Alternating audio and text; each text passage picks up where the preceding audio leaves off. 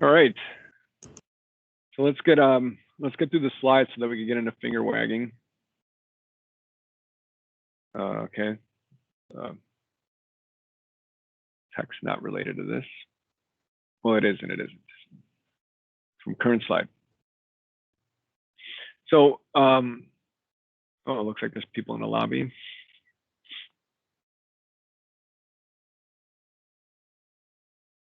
Make sure nobody's waiting. Susanna, are you on? Yeah. Okay. I am. I'm admitting. All right. Thank you. Okay. So we're still talking about complex post-traumatic stress disorder or complex trauma. This is talking about phase 2, right? Building a strong therapeutic relationship is going to be key. I often use the term with my my consultees or my trainees or whoever it is that I'm talking to, where, when it comes to this, like, you can only lead as far as you've gone, and you have to be willing to go wherever that client is willing to go as well. But if something's keeping you from going where they're going, that's you needing to go do your own work, right? We can't get in the way. Once they come to us and they have this much trauma, just think about the courage that it takes to, like, finally say, I have to get better. I can't keep living like this. And in most cases, what they're not saying is, like, you're my last chance. If this doesn't work, you don't understand. I have a plan, which is actually what my VA doc figured out. I remember that he took his shoes off. It was the weirdest event. I was seeing him 3 times a week. That's not normal. And I know that now as a therapist, if that's not normal. But that was literally what he said we needed to do: Monday, Wednesday, and Friday. And I remember the day when I started by downloading, just like, even things that, there are certain things as a soldier that I would never, ever tell anybody else on the planet, unless it was somebody that was there with me when it happened. Because it's just, it's not necessarily moral injury. For some people, it could be moral injury, but it's because it's just that dark and that hard to explain it, right? I'm taking that to the grave. And I was dumping on him things that, as a warrior, I was going to take to the grave. And he quickly realized, because I'm doing that because I'm getting ready to go to the grave. I'm done. And there was a piece about me that I remember that he had his clipboard, he put his glasses on it, he put his pen down, he put it on a little table next to his, and he took his shoes off. And I'm like, what are you doing? He moved his shoes off. And I'm like, what's happening here? And he said, I realized that I'm standing on sacred ground. I realized that I'm standing on hallowed ground. And then he looked at me and said, but Hector, you're going to be repeating these words to other people in the future. And I need you to hear them, even if you don't believe them right now. I promise you, you will be a better man because of everything you've been through. And of course, I didn't believe him in the moment, but it shocked me that he said that. And as we got to know each other, he knew that I was getting ready to leave. I had my plan. And he picked up on it. But that's because he did develop a very strong, very, very strong therapeutic relationship with me. I mean, it was like just mad respect for him to this day, and the things that he's done, and just the way that he did therapy with me, and realizing how many other veterans he probably worked with that were right there with me, and how many lives he probably saved. Man. So everything that you guys are learning today, honestly, it's because Dr. Ernie Boswell saved my life. So we're going to educate clients about how long is this going to take. The clients come to me, like, how long is this going to be, man? Are we going to be able to get through it quickly? Look, it took you 30 years to accumulate all this trauma. It's going to take a little bit of time to clear through it, okay? So do me a favor and just get it into your head that it's going to take the next 30 years of life to get over the first 30 years of your life, all right? So let's begin here, though. Let's see how far we can go. This isn't a miracle cure. We're going to have setbacks. We're going to work through all of it. And when we have setbacks, there won't be any judgments. We're just going to keep going. We're going to go with that, all right? We're going to talk about symptom relief rather than memory retrieval. You're going to feel better about what you've been through. And even those things that you can't put a finger on, like, did that happen? I just want to know if that happened. We're not going to get that. But you're going to feel better about what you perceive happened or what you've been told happened. It's just not going to bother you as much. You're going to be able to talk about things in a way that suggests you've done your own work. A lot of stabilization. There's less likelihood of the client being able to tolerate these intense moments, these intense emotions. So I usually do with complex trauma. In my phase 2, I refer them to EMDR. To DBT. Yeah, I refer my EMDR clients to EMDR. I refer them to DBT for a lot of, the stuff that they do in DBT. And then when they're in DBT as an example, when they're ready to do stage 2 stuff, then we go to phases 3 through 7 or through 8 actually, right? And we combine it. My DBT notes use both languages, right? So when my client is client static card presented with 0 stage 1 target needs, increase in mindfulness skills, and no distress tolerance skills used this week. When setting up the agenda with the client, it was apparent that there were no stage 1 targets or secondary targets moved into phase 3 through 7 of the 8-phase protocol using adaptive information processing. So it flows. And of course, like any other DBT team in a state, for those of you who are in a DBT team, you know that you get audited by the state. And the state has audited my charts and found no fault with that. We're going to need to know what positive internal resources they have. They have images, whatever it is that they have, we're going to need to strengthen that. We need to get them fully prepared for the battle. This is where I start getting into more of the metaphor language with clients where, you're already living with these demons. You're already fighting this dragon on a daily basis. Now it's time to armor up. What are the things that have helped you fight these demons?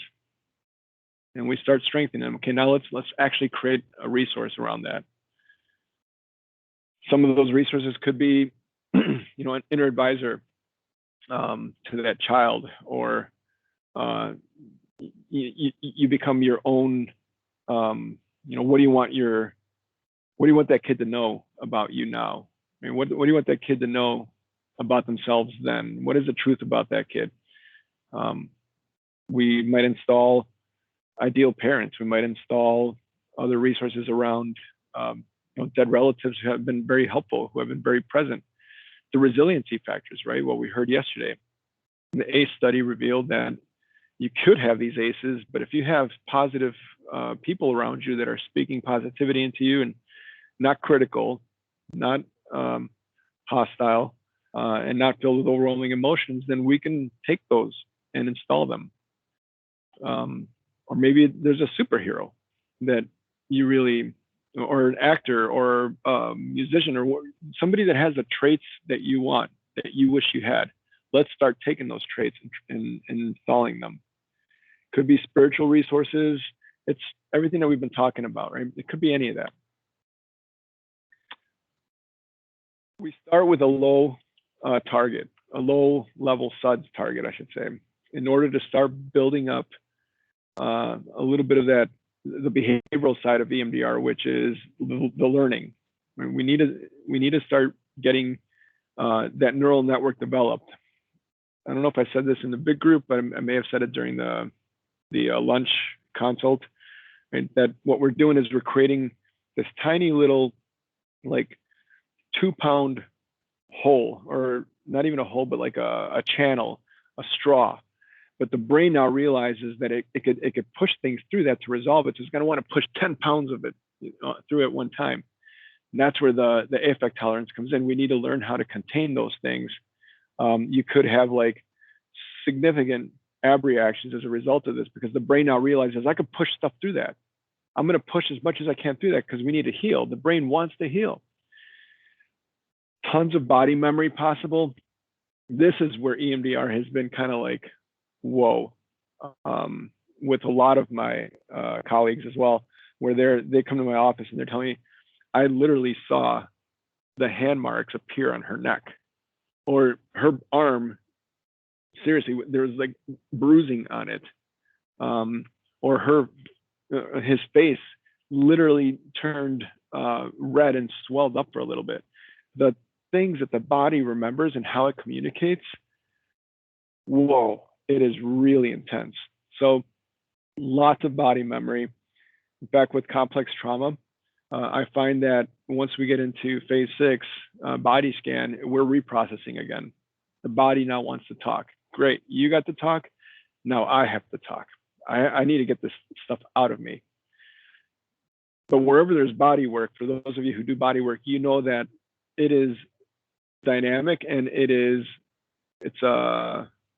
just huge how drastic the differences are from like maybe one session to the next. Just huge. I had one guy come in, he was doing EMDR with me, and then we got to the body scan and tons of back issues, back pain, and we were trying to get through it. I'm like, why don't we dose this body stuff up a little bit by getting some somatic work done as well. Referred him over to a clinic. I think they're in Eden Prairie, but they do mostly somatic stuff, and they even have like a special kind of chiropractor in there. Not really a chiropractor, but more like a PT or something. I don't know. But then he comes back to me, and he's like, you want to see something? And I'm like, well, I can see that you're not limping. And he's like, check this out. And he starts doing squats, like jumping down and then jumping up into the air. Like, can you believe that? And I'm like, man, this is incredible. And he's like, yeah, let's go back and do some processing around my back, dude. But I'm able to do things I haven't been able to do in years. And what happened with him is that he got dropped out of a helicopter in Afghanistan with all that combat equipment. They were gonna fast rope onto a hilltop or a mountaintop. I can't remember what it was. But the helicopter dipped a little bit, and he came falling out, broke his back. I'm expecting that there's going to be dissociation right off the bat. And so when they're reprocessing, I want to make sure that there's dual awareness. And they may be speaking out loud. They may be, no. Like I remember one of my first clients, she's screaming, leave him alone. And she's screaming, and it's almost like she's screaming at somebody in my office. And then when I'd stop, if she couldn't look back at me and check in with me, then we were going back into containment or something, grounding, right? Resourcing. And we weren't going to light up the neural network again. She's out of the window of tolerance. But I would ask her, is this part of the memory, or are you seeing this right now? I'm just remembering. Okay, all right. If yes, it's just part of the memory, we go with that. If no, then we stop. And expect blocking beliefs. Imagine walking around the planet as a walking amygdaloid. In order to continue to live as a walking amygdaloid, you're going to have to believe a lot of things that aren't working for you. This is where myths come in, right? When clients don't know what their blocking beliefs are, and I hand them the blocking belief questionnaire, and that might help. But I usually start off with like, what are all your shoulds? I should blank. They should have blank. Why can't I blank? Tell me everything that you believe. And the list is usually really, really long. Be prepared for what we call memory chaining, where one target just links with all the others, and then they start to kind of target hop, and it becomes overwhelming. Then they start to like do the shallow breathing, and now they're outside of the window of tolerance. Just be prepared for how that could possibly happen. And it begins with this, and then it goes to this, and it goes to this, and then it goes to this, and then it goes to this. My clients who get back from doing their independent medical examination, I try to schedule myself right after that, or I try to get them to schedule it right before they come see me, because I know that what they have to do there is literally exposure to every single one of their memories of trauma in a way that is really, really overwhelming. And then when they come to me, they're already just exploding. They're outside of their body. And everything is linked with everything else. And when you start creating a mountain out of everything that you've been through, yes, okay, a question. Can you talk more about clarifying if the dissociation is part of the memory or not? If they're dissociative, they're not remembering, they're reliving. They're in it. And so what they're experiencing in your office is a reliving of the trauma event, which is re-traumatizing. That's exposure-based. And we don't want that. Right? If it's dissociative, or if it's part of the memory, they should be able to maintain dual awareness with you, right? And as long as they're maintaining dual awareness and are able to do state change, we keep going. So if I check in, are you remembering right now, or is this happening right now? No, it's just a memory. I realize that it's a memory. Well, it's right here. It's right here. If you've never experienced the flashback, thank goodness, right? But flashback or dissociation at that level, it is happening in the moment. Again, all of it is happening right now. He's right in the room. He's right in the room. Is he in the room? Or are you remembering that he was in that room with you? I'm remembering that he was in that room versus he's right here. I feel like he's right on top of me. Okay, that's dissociation. Does that answer that question? I can't see you, so if you could say yes or no. Yes. Okay, great. If they do start memory chaining, then we start containing. Right? We're only looking at one chunk of time. We're not looking at all of it right now. The metaphor of a mountain, right, is made up of like a bunch of tiny rocks, let's say. And I'm only looking at this rock, not the mountain, just this rock, just this chunk of time, just this piece right here, nothing else. So you might have to do a lot of containment, which if you're doing like recent event protocol, recent trauma event protocol, all of those kinds of more for whatever just happened, you get really good at containing everything else as it pops up. Be prepared for lots of looping and lots of block processing. This system has survived by pushing it all away for who knows how long. So, just be prepared for difficulty, if you will, in getting through targets. Pace it. When it comes to complex trauma, I trust my client's gut in that first of all, they showed up, man, they showed up. So that means you have the courage to move forward and you got a lot going on. And this session, you don't want to reprocess, that's fine. Let's talk about how it's been going. Do we need to tweak something? Maybe you just want to tell me how your day's going today. Yeah, I'm still going to introduce some elements of everything, and it's still EMDR, right? It's just we're doing it differently in this session for the sake of giving you a little bit of a break. Can you imagine having complex trauma and every time you go see your therapist, it's like ab reaction, ab reaction, ab reaction, ab reaction, ab reaction, ab reaction? You're not going to want to do it. You're going to bail on therapy. This is at the client's pace. Look, I get it. Not every session is going to be, and I tell them up front, not every session is going to be me lighting up your neural network and then rocking into trauma content. Sometimes we're just going to sit and we're going to chat about how your week has been. Sometimes we're going to do some installation and that's going to feel pretty good, or I'm going to teach you a new resource. And usually with complex trauma, I do try to end with a new resource.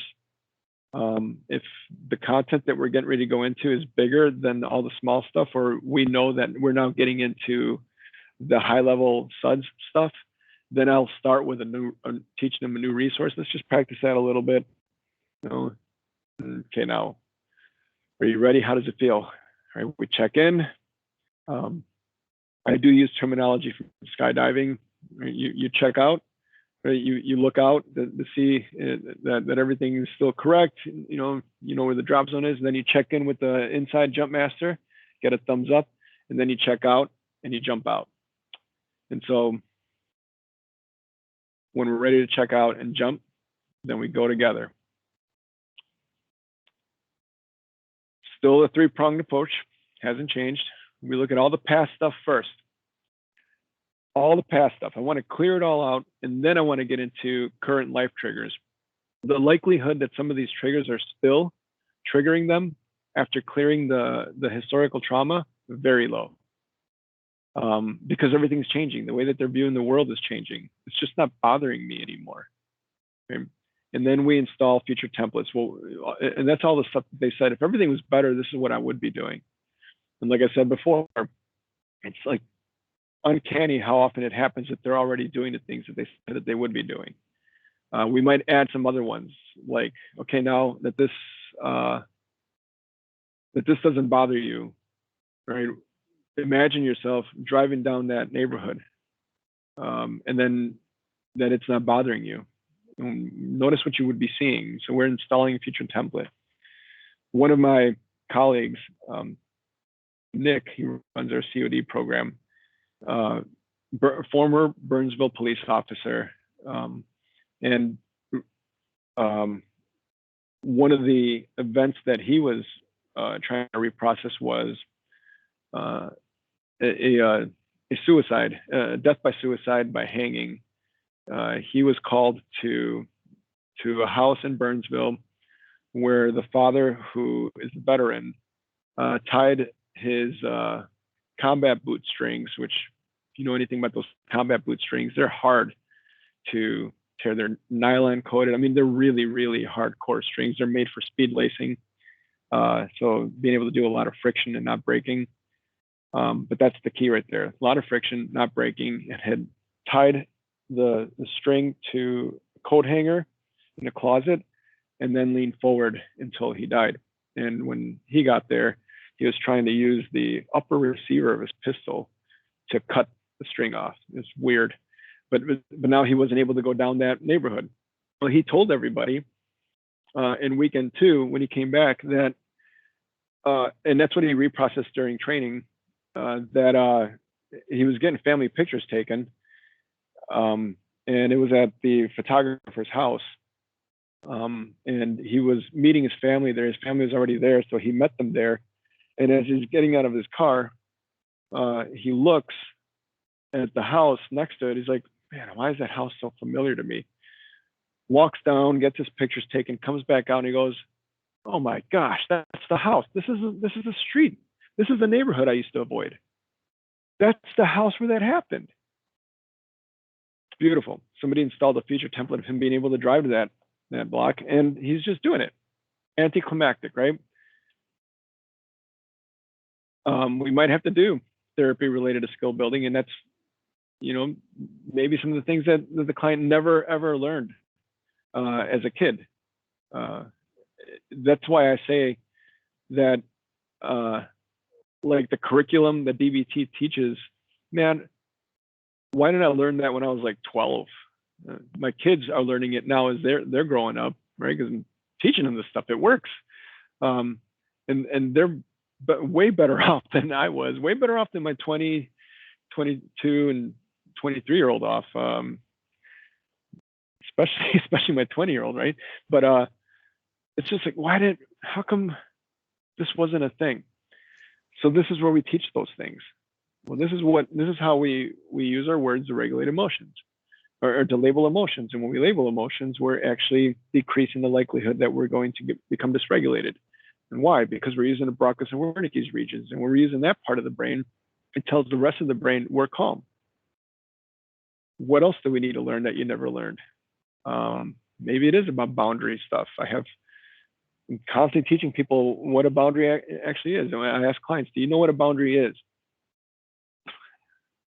Yeah, it's like a line in the sand, right?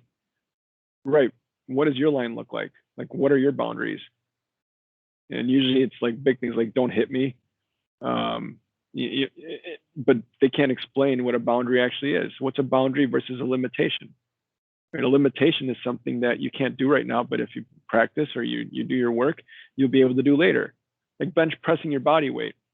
I'm not going to bench press my body weight today. But if I have to in 30 days bench press my body weight to pass a test or something, then I'm going to start going and training. So I'm limited right now. But a boundary is something that we just don't cross. or at least for the time being, that's not something we're crossing. Right? We have to learn how to develop boundaries. Things that clients may not have learned as a kid because everybody violated their boundaries. They were being raised by boundary haters. Ooh, demonstration. Okay. Stop presenting. Yes, Jim.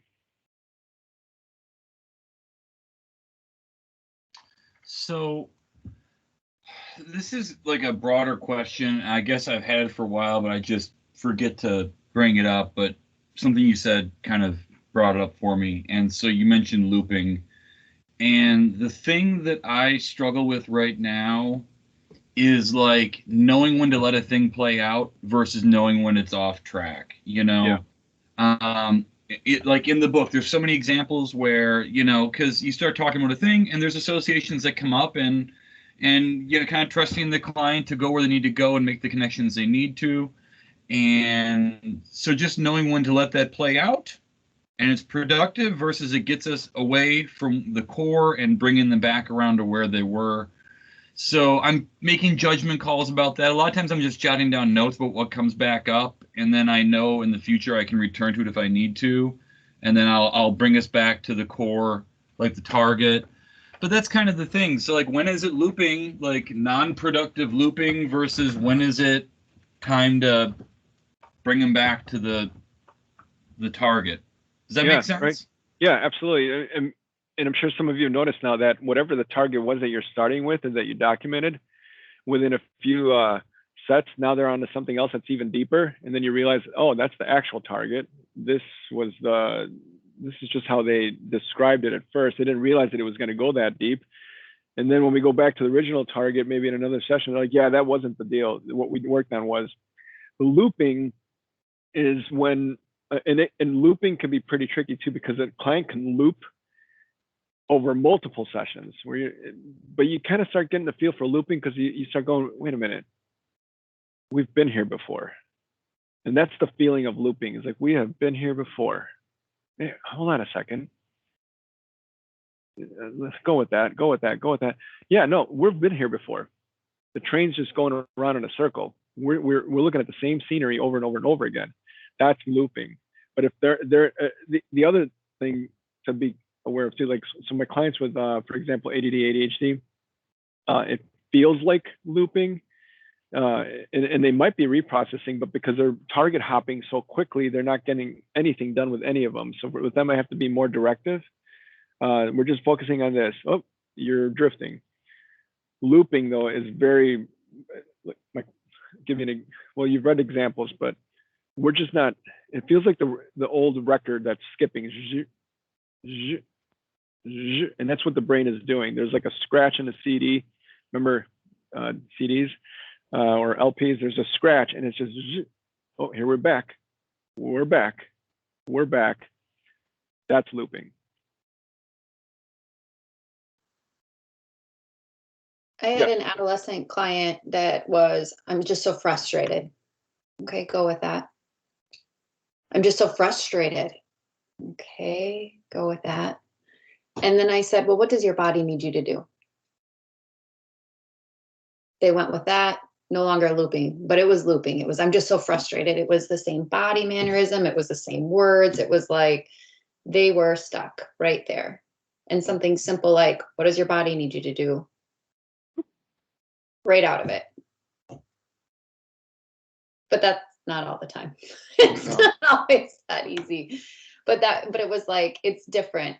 It's different, the looping. Yeah. It's just like that record that just keeps catching. Same facial expression, same tone, same, you know, in practicing attunement, you see it's like, it's the same picture every time we pause. Mm-hmm. Another question, Jim? Okay. Jenna, your hand went up, but it went down. Yeah, I have a client who she saw the whole incident, like she couldn't land on an image. She just kept going, like working her way through. EMTs got there, he's on the floor. EMTs got there, he's on the floor. Like the whole scene played out for her over and over. And similar to what Katrina was just saying, she just frustrated. And so for me, I wasn't sure if I was doing something wrong, if I should have done an interweave, if I should have asked some different questions. But I don't know. Oops. I don't know if it was looping per se, but just that it was maybe a little bit more complex than I thought it was going to be. So I probably wasn't as resourced as I needed to be. Okay. Fair. That's a great, that last part was, sometimes it's us. The mirror neuron stuff is for reals, man. Like, I know that there are times that I've, now I have a new revelation about the client and their experience. And I went and consulted and I realized this is some pretty dark stuff and I've never heard about, and it's usually always around the most difficult stuff that I have to work with, things I've never been exposed to, that I just haven't been exposed to. Like in my life, I have not been exposed to ritualistic cult-like abuse. And so when I see it in my session and I hear the atrocities, the acts, heinous acts, and I hear what people have been through, and then I get that little bit of apprehension in me as they're going through it. As soon as I feel that apprehension, I know that they're going to loop, they're going to stop. It's when people shadow me in my office, I tell whoever's shadowing me at some point halfway through this, I need you to lose attunement. Just like drift off in your head and go and think about what you're going to eat tonight or something, just for a little bit, and watch what my client does. Because the client will like lose track. They'll all of a sudden look, right? And it just to prove the point that if you are not attuned, or if there's anything going on with you, yes, it is part of therapy and it will come out. One of my clients, who was like the reason why I went to this training, the somatic and energetic resourcing, because she'd come in my office and her way of bypassing the reprocessing is by going inside me. Literally, she would jump into me. And I wouldn't feel it, of course, but I would feel like something's off here, and so what we had to do was we had to create a boundary. First of all, you're not allowed to go into my stuff. All right, that's my stuff. Leave my stuff alone. All right, I'm not going to send you a request for an invoice for you helping me. This isn't what we're doing, or you trying to figure out what's going on with me. So we literally had to spend like the first few minutes observing that I'm putting on like a cone. Like I just had to sit with her in the room and just do a body scan. And she would do it as well. She would do it, but I would just body scan and just kind of start taking things offline, making them unavailable for her. And then looking at her, attuning to what she's going on and what she's got going on, and then going with it. And the things that she's experienced in her life were just some serious sick things. So but I tend to lose a little bit of that, and then they start looping. They're only going to go as far as I can go with them. Yes, Tara.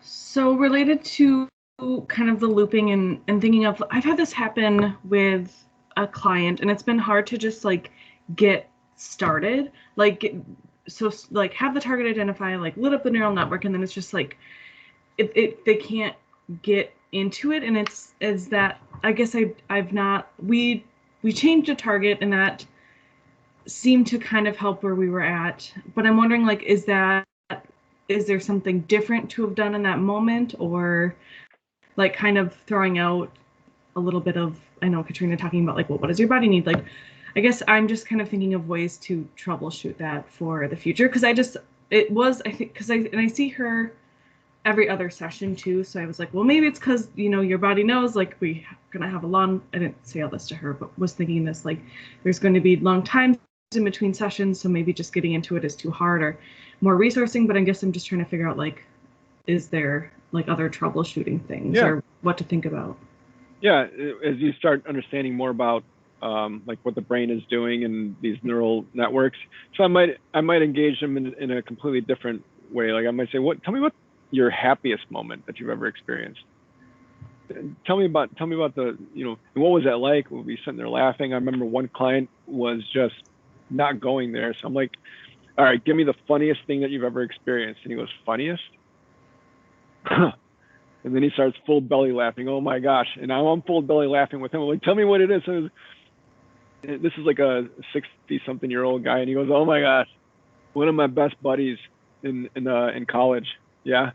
Oh, he got some wicked acid, and we went out into the woods, and we tripped balls, and now he's laughing. He's like, oh my gosh, the things that we were doing were just, now he's not giving me anything. He's just laughing. But now I hit that emotional center. Now I have that affect. Can I go to that thing that the target that we want to work on? He's like, oh man, buzzkill, dude. He's like, well, I was having a good time. And I'm like, yeah, let's go back to that target. Now what do you feel? It's just so sad. Where do you feel that in your body? So I lit up the neural network with something that's a little bit easier to get to. Sure. But that same neural network is still, the emotions, they all hang out together. It's not like emotion A is over here, emotion B is over here. They're like all right there. And I got them right there into the window of tolerance. Or there's other little tricks too. My clients who are just like low energy, that might be a time when I say, well, we got to get that energy just a little bit up more. And what do you think we could use? Well, usually I'll drink a Monster drink. Well, I'm not a fan of those, but to get you up into that window of tolerance, yeah, go ahead, drink the Monster drink, and let's do session. I mean, I drink coffee, right? So, but a Monster drinks, come on, man. Ugh, grow hair on your teeth. So, brain hacks. Thank you. Yeah. Yes, Tanya. Is it ever possible to be too emotionally disconnected from what the client is saying? So like, I may be listening and paying attention and doing whatever it is that I'm supposed to be doing with the client, but is it possible to be too detached emotionally in the moment? Is it possible to be too detached emotionally? As a therapist. Yeah.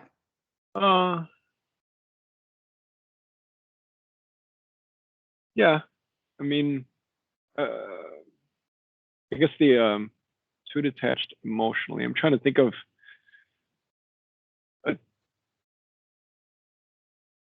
too detached emotionally. I guess, yeah. I mean, if you are yourself not even in your own body, that would be too detached emotionally. I mean, I'm not attunement and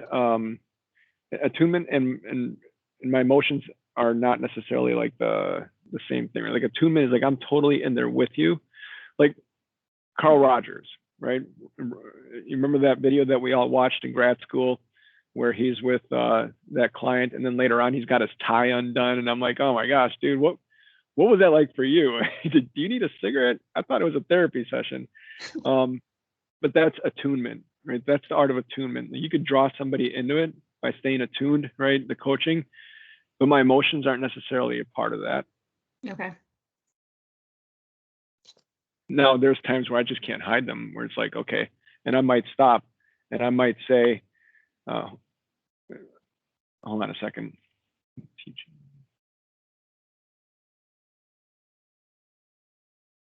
Okay.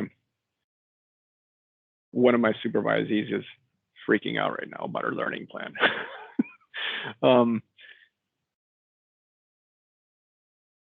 Okay. I got distracted there. What was I saying? Sorry. Attunement. Yeah, attunement. Yeah. Yeah. Well, back to attunement. Just if you get a chance to look at any of Roger Solomon's stuff, and he does this also describe, where he puts his emotions. There have been times where I'll just stop because of something that just came up, and I'll be like, okay, hold on a second. I just want you to know that it pisses me off that you went through that.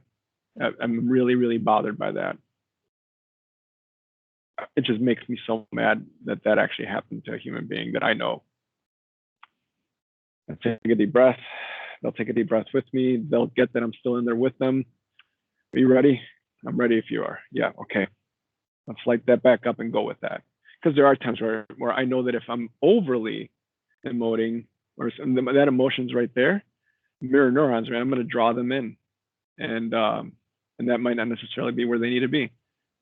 But I need to speak it. And it's just me in self-care. And I think the client wants to know that I'm human, that this is not normal, right? That I am a human being. And sometimes clients will even just stop themselves. How do you hear this crap day in, day out? I can't imagine you hearing this stuff and then just walking away like nothing ever happened. I'm like, oh, I have my ways of being able to take care of myself. I definitely don't leave unaffected, but I do a lot of self-care, and I take care, and I know how to contain it. Everything that I'm trying to teach you how to do, right, is what I do. And I have my supports as well. If it used to be in the days when we were working out of the office, that my office was on the second floor, but if I was walking the loop, then there's a couple therapists that knew what that meant. Hector's just trying to walk something off. And usually Gene Martins, to describe Gene, I wish he was my dad when I was growing up. That's the kind of guy he is, right? Like, just everything about this guy is just solid. Everything about him. But he would catch me, Hector, looks like you just had a rough session or something. Yeah, well, why don't you come on in? We'll talk about it. And then he might do a little bit of IFS, or IFS Countertransference protocol or something, and then get me on my way. But we take care of each other. I'm also looking at my therapist, and I'll get people come and knock on my door. I just had an amazing session. Or I get a text message. HS, I'm freaking out. This client is not, I can't land the plane with this client, and all right, text them back, right? Help them land the plane if I happen to be available. Otherwise, you're on your own. So we'll talk about it later, but we check in with each other often. Tanya.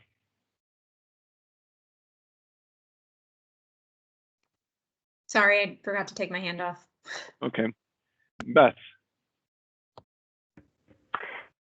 Yeah, I think I have a good grasp on knowing the difference between looping and going down a chain of associations, but can you speak a little bit more about what that's going to look like with ADHD, and like, is this a chain of association, or, is it like squirrel, squirrel, squirrel, and how to, just strategies to go about it? Yeah.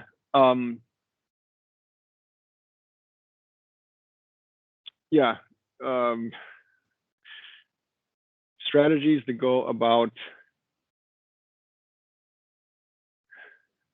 Can you say that again, please? Yeah, so I have a client who has complex PTSD, and she also has ADHD. Yeah. So at one point she was looping, and we kind of addressed that. And then there was also different chains of associations that occurred. But she also sometimes will have days where she's just very distracted and flighty. Yeah. Okay. So I don't know, is this a chain of associations where your brain is wanting to go, or is this because we're just feeling really distracted today? Yeah, so it would be the ADHD side of it. What I do is I just keep bringing the client right back to target, right? And we do a lot of mindfulness around trying to increase just a little bit, right, on the attention span towards what it is that we need to do. But it feels like they're bouncing all over the place. Like they're going to go from this, and then they make a connection to this, and they make a connection to this. And then it'll be like, how long have I been seeing you now? It's been a few weeks. Yeah, go with that. Yeah, I was just starting to think about what I needed to do today. Okay, bring it back to target. Let's go back to target. Now, if they're bypassing because their trauma is just not allowing them to focus, and it's a complex trauma side of it, you'll feel it because it's now beginning to get a little bit more dissociative. It's that record that's skipping. With ADHD, it's not a record that's skipping. It's more like more like listening to your, what's that app where if there's a song playing, you can click on it and then it'll listen to the song and then name it and then put it in a list for you. But it doesn't save the whole song. It just saves a chunk of the song. And then you could actually hit your play button and it'll go through all the chunks of these songs, like a little 10-second segment of each song. And that's what the ADHD brain looks like. It's like a little segment of each song, of each target, and nothing is actually getting done. You're never going to get to the end of it. So the strategy there is just keep coming back to target, keep coming back to target. Or I might use something more like the narrative style of the recent event protocol. Right? Now, we're going to do recent event protocol, but it's on a historical target because it'll help you keep going down the path there. Got it. Thank you. Yeah. Let me see. Some I do with ADHD are I might have my client contain with desk all of the other stuff that's going on in their day ahead of time, or I'll practice a mindfulness skill before we move into reprocessing. So if it is the busy mind, then I've given the mind an opportunity to calm. Also, I have a biofeedback, a Unite thing that I use, which is really helpful. So it's like a little 7-minute thing where they try to match their breathing to a picture. It's an expensive app, but it is helpful, or an expensive machine, but it is helpful. So it's either contain all of the extra stuff so we can focus just on the target. And I pulled that from early trauma protocol, by the way, because they say we need to clear our mind in order to focus our energy on what it is we are coming to therapy for. And then also with some clients, because their bodies are really impulsive, like they're very busy bodies and hyperactive, I might have a weighted blanket. I do have a weighted blanket that helps their body. And I like to make sure that their body is really supported. Yeah. So if they're not going to be walking, kayaking, paddling for their reprocessing, where their body is able to move in a way it needs to move, then I want it to be grounded and solid and stable. So those are just some things. And then depending on the client, one thing might work better than the other. But that's like the preparation in order to help calm those ADHD symptoms. So then that way we can reprocess and those symptoms aren't taking too much control over reprocessing. Yeah. Mm-hmm. You mentioned biofeedback. For those of you who are working with Marines, if you can get them hooked up with Semper Fi Fund, man, this organization is like crazy good. One of my clients that complex trauma, and just it felt like we were skipping or looping, or he was just skipping on the rocks or dissociating on me. We got him hooked up with Semper Fi Fund.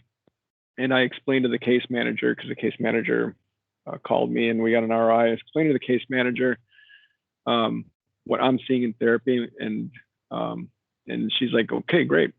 Well, we're going to try to hook him up here. They sent them a kit, a biofeedback kit for home use.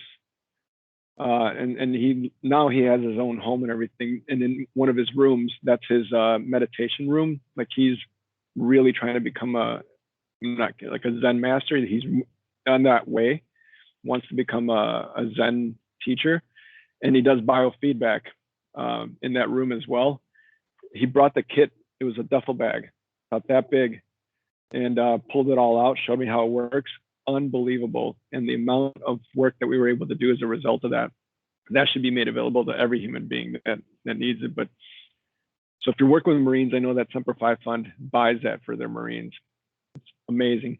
I'm trying to see if like other organizations do it. Like there's a couple Ranger organizations, and I asked them about it, and we haven't really thought about that. But I guess if a Ranger needs that, we'll get them that. So sometimes you just got to ask.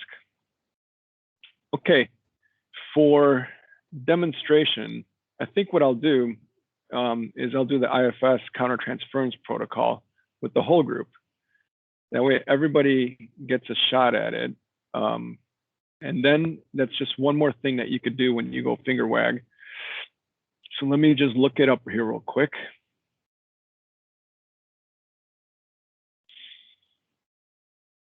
All right.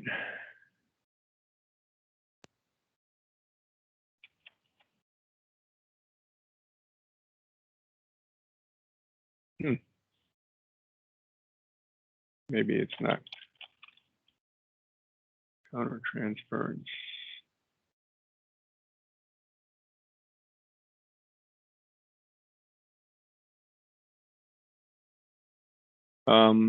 Any other questions while I'm looking for this? IFS. Okay, well, I'm not gonna worry about the handout then. I'll send it to you as soon as I find it here, probably during lunch. But okay, so when doing IFS countertransference protocol, you should know that it's not necessarily EMDR, but it uses dual attention stimulus in order to process something. And this is also not for like hardcore trauma stuff. And this is for countertransference. So in the IFS piece is that we're going to be talking to parts. We're only going to talk to one part here because I'm doing it as a whole group. And I'm going to walk you through it, but and I'll explain what to do with other parts. But if you wanted to do some more of this in the finger wagging or the stuff that we're going to do in the afternoon, feel free. When you go into the sessions this afternoon, you're each going to get to be a therapist today, but you're going to be able to do whatever the person is in front of you wants to do. So maybe they want to process a target. Maybe they want to do some IFS or countertransference on a client. Maybe they want to do RDI. Maybe they want to do calm, safe place. Or maybe you know that there's something that that you want to do with the client and then see if that's okay with them. So anything that you've learned up until now, you get to try to do. IFS countertransference protocol we use when there's like something that's happened with a client that's really bothering us, or that's that client on your schedule that when you see that they're on your schedule, you're like, oh, please cancel, and then they don't, and then they beat you up during session. You're like, and you're hoping that your consult team says it's okay to fire that client, but your consult team says, no, what do you need to help you stay in there with that client? You're like, I need to not work with this client, that client. Right? And I saw some of you were nodding your heads and smiling because you know who that is. So think about that client. Now we're going to get into the protocol. I want you to think about that client. I want you to notice the last time that you saw them, how that went, or the most difficult time that you were seeing them, and how that went. Playing that out in your mind as though we were on a movie screen or some kind of YouTube video. And notice the emotions that start to come up when you think about this client.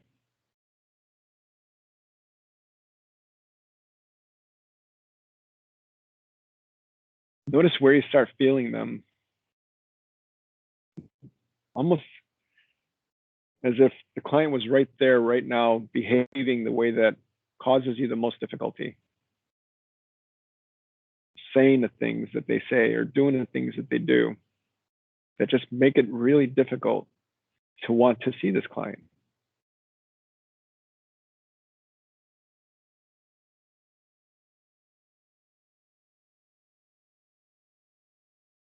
And then notice that this is just a part of you, because at your core, you have all those competencies, and but more than anything, you have curiosity. And that curiosity can lead you to being able to enter into courageously working with this client, building your compassion towards them. I want you to become extremely curious about this part that's experiencing the countertransference. And unblend that part from yourself. And name it. Maybe it's anger. Maybe it's sadness. Maybe it's just overwhelm or feeling incompetent to work with the client. Let it sit there somewhere in your room next to you, maybe, or across from you. And with curiosity and compassion,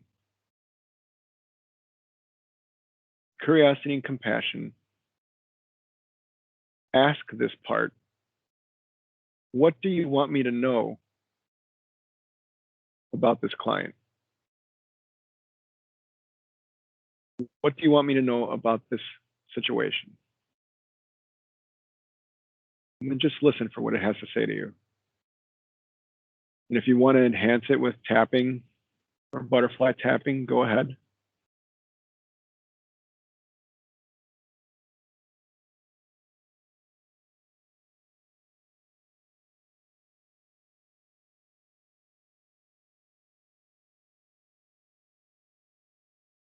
Notice what this part is saying to you about this person. Check in with it again and now ask it, what do you want me to know about me in this situation? What do you want me to know about me in this situation?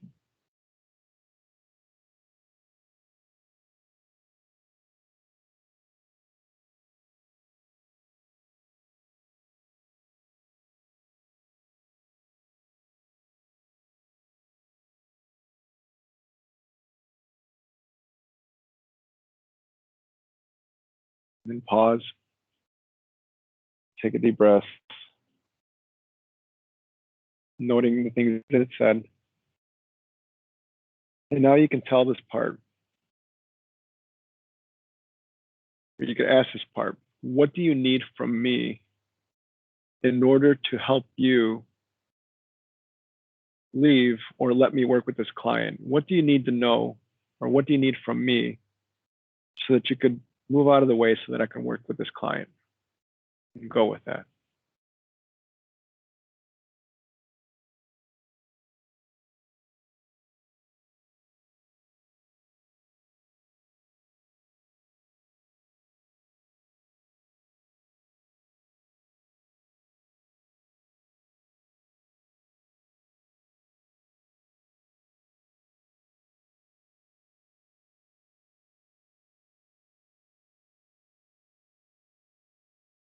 Then take a deep breath and think about the things that this part is saying to you.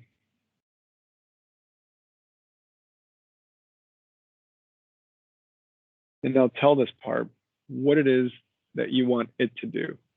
Start with being grateful for what it gave you, the information that it's offering you. Thank you. And then you could tell it what you need from it so that you can do your job with this client. This is what I need from you to allow me to do the work that I have to do with this client. And notice that.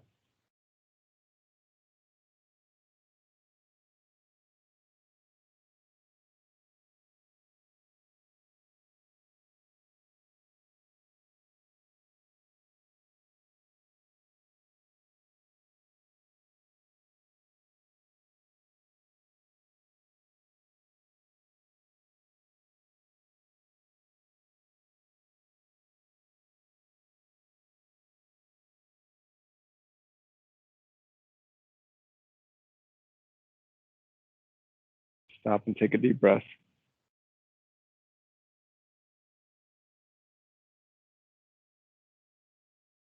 Now think about that client. Notice if the difficulty is reduced or not.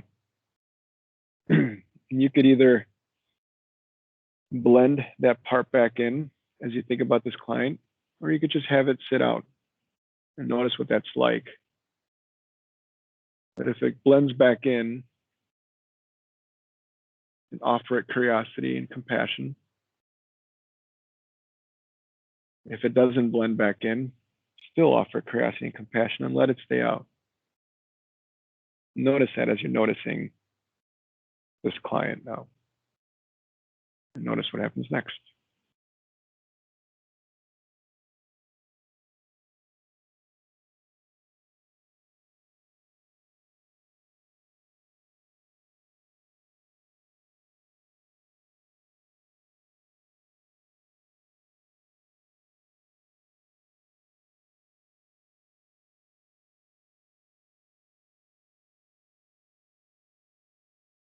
Now imagine the next time that you actually see this client,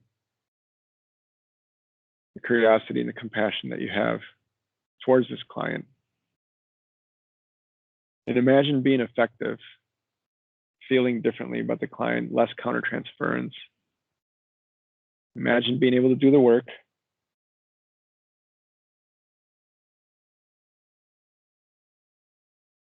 Go with that.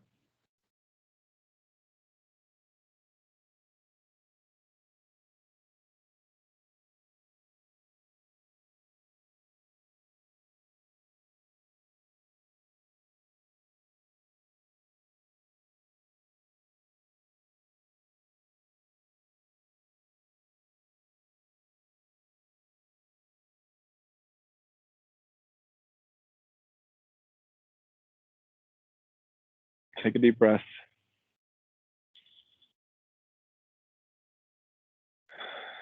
And when you're ready, you can open your eyes.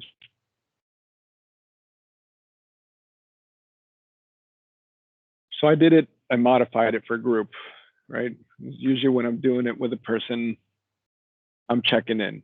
Is this, how much does it still bother you to think about this person? Or how much is it bothering this part? And there are a lot of other things that might get thrown in there. When I send you the script, it'll have a lot of other things, but I did it for group. What did you observe? Obviously, I wasn't able to check in with you to see if it's actually resolving, but what did you observe? I noticed, my kind of self-analysis was the conflict I was experiencing is about, like, too strong a word, but like my own trauma, like that part that's having the conflict is like a thing that I developed to deal with my own crap, and it's being activated by that person. So it was like, in a way, that thing that's coming up was more about me than them, kind of. Okay, yep. It usually is, right? Other observations? Yes, Katie. While I was doing it, I kept noticing this like thought popping up. It's not working. It's like I'm not going there. It's like I'm not getting it. It's not working. And then I realized after I got a little bit further along that that's the part. Yeah, that's the part. Part communicating. That's what it says when I'm in session with the client. Like this isn't working, and then like led me into this that kind of like thinking about hypoarousal and shutdown and how I can get back into like in my window and like the friendly, engaged irreverence that really does work with this client. So that was helpful. Awesome. Yeah. Yes, Amy. I don't really want to share this, but I'm gonna make myself share this. I realized that I've been real stuck with a client and frustrated, and this was actually really helpful for me because I'm realizing that what I was actually doing is like it was definitely more me, and then I was reaching a point where I was feeling frustrated, but it was that I didn't know what to do or say, and I was feeling really incompetent. And I'm realizing that it's me falling into this fixing it, having to know what the right thing to say, having to be the one to fix. And instead of looking to the client, as so I realized I was falling into that with this client. And I didn't realize that before this. Nice. So thank you. There you go. Yeah, you're welcome. Yeah. Anyone else want to share their experience? You see, this could be done. I just did it in a group format, and the Joanne Twombly's is actually scripted, but it can be done as a guided imagery exercise. But the whole point is we become more aware of that part of us. I think Joanne Twombly was the one that said it. Imagine like all of your clients are standing outside of your door waiting for you to get better as a result of this training, right? But in this case, imagine that one specific client that's challenging you the most right? The one that like the countertransference is there is waiting outside your door, just begging for you to get better on this countertransference to be able to get to the stuff that they need to do. It's a lot more powerful when done individually. I've done it with, I do it often actually with my colleagues when something's like, hey, that just hit me. I got a little bit of stuff going on. Can you help me with that? Yeah, let's do this real quick. And it's been done with me too. Usually the clients that, yeah, when things happen, or sometimes it's just the situations that our clients are in that bother us. We've had over 23 deaths in the men's relational health program. And that impacts our whole team. It's a batterer intervention program, but that impacts us. We keep track. And most of them have been death by suicide. And when somebody dies like that, or when they die, period, then the whole team is affected. And my colleague that found out how the last one died came into my office, and we did a little bit of countertransference protocol to be able to get on with the rest of the day. I can't hang on to this. I need to be able to do something with this. So we do that. And as you saw, it only took like 5 minutes. Doing the whole protocol, once I find the handout on it, which I'm surprised that I don't have it readily available, then that takes a little bit longer. When we did it in training in Joanna Twombly's training, it probably took us like half an hour to actually get through the whole thing for each person. Well, 30 minutes me, 30 minutes my partner. So cool. Just one more tool, one more trick. Anything from any of the other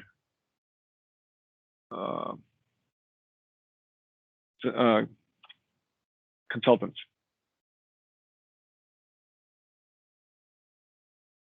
Okay. I'll just say how important IFS or parts work can be as a component of EMDR.